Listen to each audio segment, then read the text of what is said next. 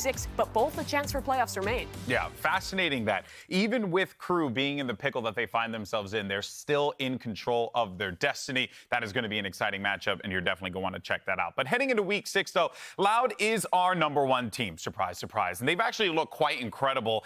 But here's the thing. As of late, I don't know, it feels like things have been kind of predictable, you know? They drop map, just leans back on his chair as if the thing's gonna break, but it's Secret Lab, so it's not gonna break.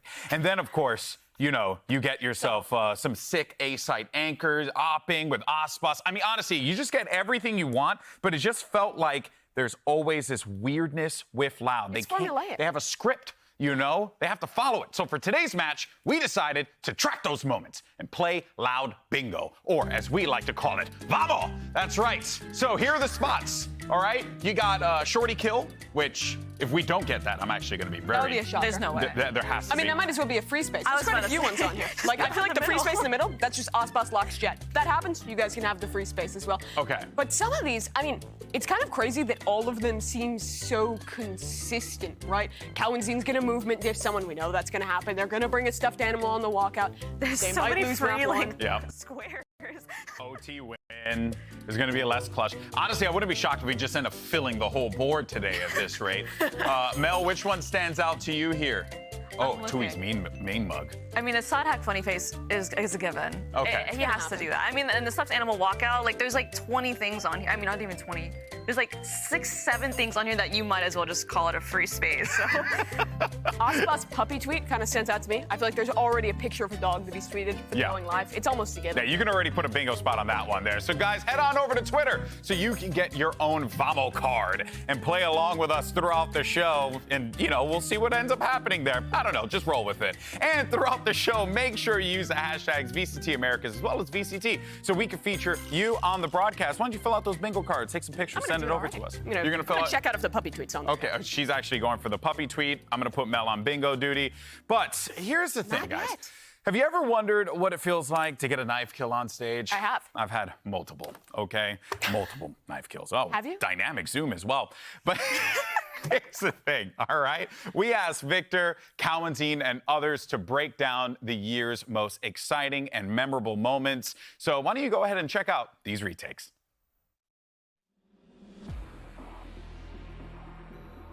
Oh, Victor, perfect. He's good for it. 30 seconds Now he needs left. to do the damage. Oh my goodness! So before this happened, actually, I was able to get into B site and without them knowing. So while I waited the whole time, I told my team to hit A, and then they ended up hitting A, and there was no one there. Beat A-Link. Just lurk A. Just lurk A. Can you guys just go A? Can you guys just go A? 10 seconds. 10 seconds. We don't Just have exec. that. Just exec, guys. Just do a good exec, okay? And the person watching me ended up moving away and rotated off to back to A. So I took that timing and just walked behind them. And fortunately, neither of them were looking at me. Honestly, thought I was gonna get more kills here, like at least 2, but I got what I could. I think in that situation, I probably would have looked for another guy just because he's in his drone and maybe his teammate would come up behind him not expecting. But if it was a ranked game, I probably would have done that. That's really funny. Here's a fast B hit. Oh, they are just being chunked out all the way through. Cowanzine spamming it through into the grinder. My goodness. Making it past the 60-second mark, but listen, hunting for a Hunter's Fury as well. There it is. Bom, agora estamos aqui assistindo minha play de Odin. Matheus Zack em primeiro, que tava... Eu tinha desculpa. Tinha visto ele. Só que eu tinha miado 2 caras na garagem, era pra mim ter matado eles. E eu sabia que eles estavam com de vida. Então, tipo, na hora que eu matei o Zekken e tava muito cego, eu só meio que continuei pregando e falei, ó, tá todo mundo miado, vou tentar matar o máximo que eu conseguir, sabe? Só que aí quando depois saiu bem, eu vi que eu tinha matado 4. Aí depois o outro tava no meio, eu só risquei uma ult lá e foi isso. Caguei um pouco, mas vambora. Caralho, bofo! Quer que eu vague? Quer que eu vague? Cara. Vai, Forró. Caralho, mano. Bom, viado. Tiene como mucho como valor quedarse parado y ahí chuteando, rezando como que van a hallar las balas. Y ahí va la flash del Cayo y ahí que lo mata todo SEO y solo dispara en filita y obviamente todos salen por ahí, pues. Y el error de Sentinel, obviamente que todos se quedaron parados en esa posición, pero igual amasó. Y acá después ya fue como style things. How does Bang do this?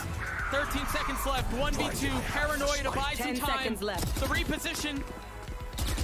He may be able to get this. He may be able to get this. 4 seconds, he's gotta go! Oh my gosh, he does it! They omen ulted A-Link. They something we weren't even ready for. They just kind of like collapsed on my players on site and couldn't get the bomb down, so it was just a tragic round. I didn't know Omen was low here, but thankfully he was. It was like an easy kill. He gave me like an easy fight. I Omen botted this guy, so I could 1v1 this guy Heaven. And they just both gave me 1v1s. I feel like they played pretty scared, in my opinion. They didn't really play like they were the better players at the time. So they just like kind of like gave me the 1v1s, and I just took them.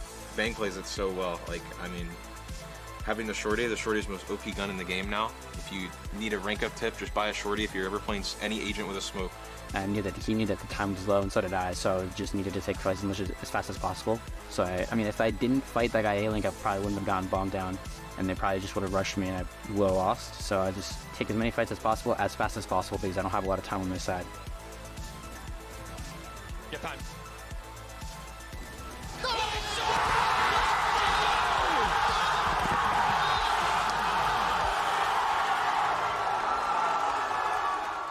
It truly has been a memorable season thus far, and plenty more memories to be made. But yeah, Mel, I mean, just hearing the player's perspective, and obviously as a player, you know, you're going through these moments, you got to make these like sick plays. Are you ever thinking about that in the moment, or are you just like, I just got to try and find a way to win? Sometimes after it happens, you kind of laugh and joke about it. Or something insane happens, sometimes you just have to react. It's like, sometimes you do things that you weren't even expecting that you could do, and it just happens, and you just enter flow state, and you're like, whoa, I just did that. But sometimes it's funny just being like, okay, yeah, I just held mouse one. It looks really cool, but it was kind of easy. Yeah, no, completely. Hey, you know what? I'm constantly impressed by everything that you guys always do and all that you ever accomplish. It's always mind-blowing to me, and that's why we have plenty more awesome moments throughout the season still to come. But let's go ahead and break down our first match of the day because, you know, look, it's going to be looking a little rough if you're a fan of pretty awesome hoodies and stuff because here's the thing. 100 Thieves, they're taking on Loud, and this is a tough one, Mel, because 100 Thieves, this is it. They have to win this game, and you're doing it against a team that has yet to drop a series against an America squad. How do you make of this? It's pretty intimidating. It's definitely a challenge that they're gonna have to face, and going into it, probably talking a lot about game plans and looking for every small, like, exploitable hole in Loud's game that they can find. But at the end of the day, you have to take it every game one step at a time. You have to treat every game the same, you know, put your heart on your sleeve, put everything out there, and just hope you win that day, hope you're informed. We hear it a lot with the players, like, the past couple weeks, is, like, they don't even know who's gonna win. We've been seeing upsets left, right, and center. Yeah. And some days it's just a matter of, like, who's informed, who isn't, and we'll just see on the day. And I think if anyone feels that, it's Loud, because there's been so many days in the last few weeks where they have started slow, where a series that really shouldn't have has almost slipped away from them, but they've only saved it at the final yard. I mean, that's why we were making a bingo card about them, because it has been the same thing repeatedly, and it's a testament to how good this team is, that after losing map one, after starting slow, after looking, frankly, quite poor, they managed to rebound. Their players step up, they recover, and still win out these series. But it is important to note that they have shown weakness. This is not an impossibility for 100 Thieves like one might have thought if they just looked at that record of 6-0 in the standings. Loud are not infallible. There are gaps in their gameplay. There are weaknesses. You see them, and honestly, the story mostly becomes, and this is not to discredit Loud at all, they are an incredible team, but a lot of these recent matches, you see them dropping these maps, and a lot of the narratives, like, if this team closed out this anti-eco, if this team closed out their lead, we're talking leads of, like, 4 rounds, 5 rounds, so close to victory and getting a map and a series off of Loud, and it just goes out the window. But it's that close, and surely 100 Thieves has to be looking into that and thinking, okay, this is our chance. Like, we've had this many weeks of looking at our own mistakes. We've had a really hard season in terms of, like, learning about ourselves and making mistakes, and hopefully they can use all that VOD review time and time they've had to practice and learning from all the ups and downs of the season so far into winning this match. Yeah, the thing is with Loud, you know, if you give them a quarter, they will take quarter. You know, if you give them space, they will take it, essentially, is what I'm trying to get at here. And you don't want to allow that. You don't want to let that happen. But the problem is that you run into Well, you know, guys like Les, for example, guys like Sada, guys like Aspas, really, Mimi, everyone on this team is a threat, is a weapon on the field. It just so happens we're talking about Les here. Yeah, in particular, it's been Les and Aspas who, when these series get close, when things look like they're going to slip away, they step up in the last few maps and save their squad. They're, I think, two players that really, when their team is doing badly, when they're not playing well, they just get pissed off and they really focus that in to improving. And Mel, I'm wondering if you can speak to that, because I think for a lot of players at the highest level, that is something that you can channel into the quality of gameplay you see from a guy like Les. It's so consistent how Les is at closing out these rounds and making up these man disadvantages when Loud need them the most. And it's no like coincidence that really it's their Viper and their like Sentinel player. I can relate. Nicole, like, no, yeah, our Sentinel player is the exact same way. Like, she gets pissed off if things aren't going right. She's like, okay, let me take over. Like, get me in these winning positions in the late rounds and I will close it out for us. And that's exactly what you want to see in players like Les, who can do it so consistently.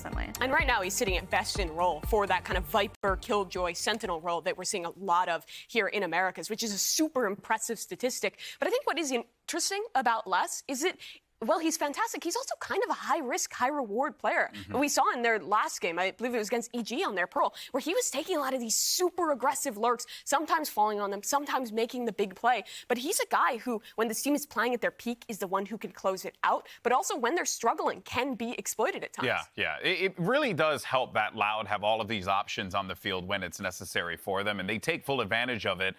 You know, credit to the coaching staff, right, for keeping them in this series despite them. I mean, that's a wild track. Losing a game, then going back, and then answering back for a 2-0, and then the way that they're doing it as well, the games are close. So it's clear, like, the rest of the region is leveling up alongside Loud, but Loud is just that little bit better. Here's the thing. Earlier, we actually spoke with Cowanzine about this matchup against 100 Thieves and which players he's actually going to be watching out for. Let's take a look.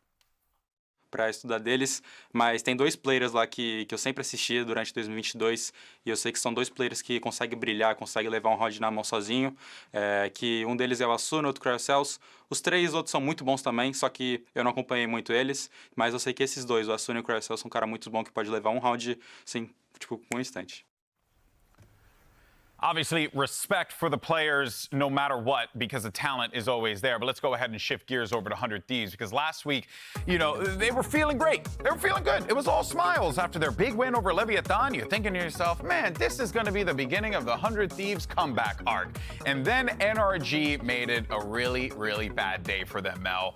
What, in your opinion, having seen the games and also, you know, professionally as well, like, is that a thing that, like, they beat Leviathan, they're riding a high, and then coming out of that, it's like, how do you build upon that success? Or do you think maybe they got a little ahead of themselves, perhaps? It's definitely tough from 100 Thieves' perspective, coming off of getting that win versus Leviathan, which is a huge confidence booster for them.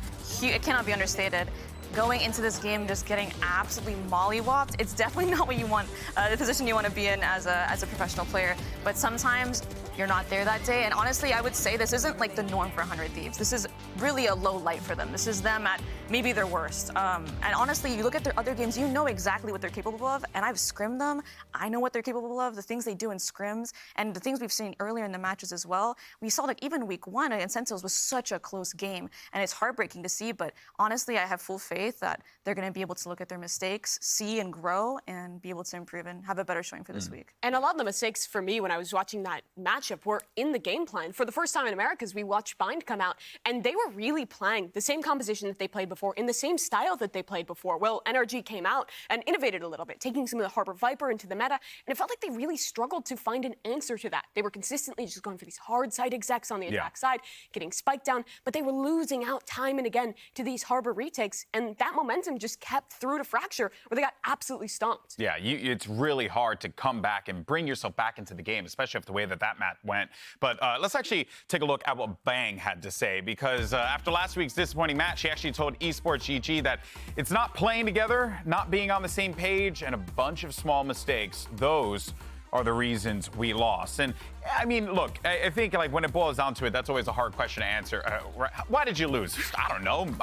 I sucked that day. Like, I wish I could tell you, you know?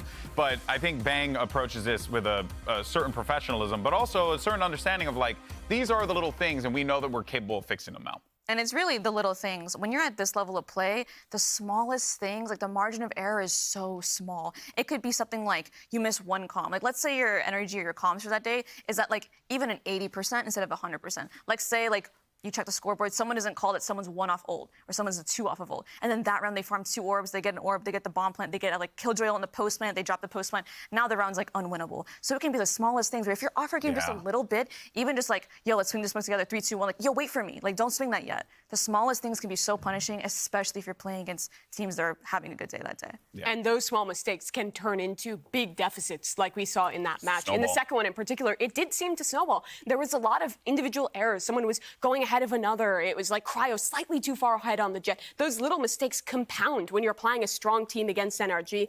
And we know that Loud is another squad that will take advantage of those opportunities if given. So Under Thieves really has to clean up this week. And they are an incredibly well-drilled team as well. Like, you could even see the positionings when they do their retakes. They know exactly where they need to be all the time. 100 Thieves are going to be at that level, or going to need to be at that level, rather, if they're going to want to take down Loud. But in the past, though, we've actually talked about, you know, the team relying a bit on this man right here, Cryo. And look, you know, this guy always gives you the goods, plain and simple. Talented player, top to bottom. But in this particular matchup, Mel, you really are looking for him to kind of just be like the catalyst or the tip of the spear, rather, for this team. I think Cryo has found his confidence. We're seeing glimpses of it at least, especially like this clutch was insane to watch and experience. But I'm starting to see him get back into his stride. It's just a matter of like going back to that Bang interview. It's a team thing. Everyone needs to be on the same page. It can't just be one person. Everyone needs to be in on the small details, the greater picture, and the game plan. And the community a lot of the times was putting so much criticism on Cryo after the poor performance in the first few weeks from 100 Thieves. But like you said, in this matchup, it looked like he was feeling it. The clutches on Bind, a fairly consistent performance even in their loss on Fracture, but it comes down to the game plans, and having an individual that's performing is great. We've seen how much that's helped Loud with players like Ospas pulling them over the line, but they have to fix the fundamentals, the coordination, and the game plan going into today to have a chance here. Yeah. Go for it. ahead. No, go for it. I was thinking, too, watching 100 Thieves, sometimes I think the game plan is right. It's just a matter of the execution of the game plan. So when I bring up things like game plans, it's like this detail is off, or this peak is off, or this wasn't together, and stuff like that. So you can kind of see like a glimpse of, hey, this is the idea here, and it's just a step away from like the execution. Yeah, well, the good news is we're going to see if those glimpses start to really bear fruit in a moment here, because we are minutes away from 100 Thieves versus Loud. So, folks, don't go anywhere, because VCT Americas is going to be continuing right after this. We'll see you in a sec. Get some water. Foi feita, é gol, que o Atlas surpreende, garante o abate, leva mais Cryo constantly having to adjust. He's finding his way to what? One more down, still going to fall.